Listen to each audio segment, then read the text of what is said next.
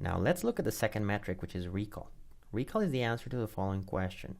Out of the points that are labeled positive, how many of them were correctly predicted as positive? So in the medical model, recall is the answer to the following question.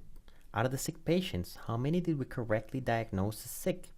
So remember, precision was out of the patients who were diagnosed as sick, how many were actually sick, but recall is the opposite. Out of the patients that are sick, how many did we correctly diagnose as sick? It can be seen as a reach of the algorithm. How many of the positive points did I manage to catch? The answer is calculated with this row. And as we can see, this row catches a critical case labeled by an X, so we can see that recall is important in the medical model. Now to calculate recall, we do the following. From the 1,200 sick patients, how many did we diagnose correctly? That's 1,000 divided by 1,200, which is 83.3%. This model better have a high recall because we're trying to correctly catch as many of the sick people as possible. Now in the email model, the recall is defined similarly. It's calculated as follows. From the spam emails, how many of them do we correctly send to the spam folder?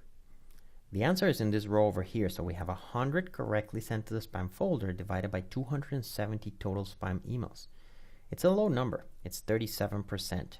But remember, we are worried about avoiding this X over here, since we don't mind if we don't catch all the spam emails as long as the ones we caught are spam.